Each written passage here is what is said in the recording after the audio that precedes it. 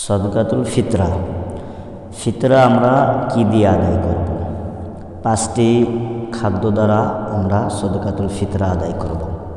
1 নম্বরে গম, 2 নম্বরে কিশমিশ, 3 নম্বরে খেজুর, 4 নম্বরে জব, 5 নম্বরে পনির। যদি আপনি গম দ্বারা বা গমের আটা দ্বারা, ময়দা দ্বারা যদি সদকাতুল ফিতরা আদায় করি তাহলে এর পরিমাপ আসবে 1 কেজি 650 গ্রাম। যদি কিশমিশ দ্বারা করি তাহলে মাথা পিছু 3 কেজি 300 গ্রাম।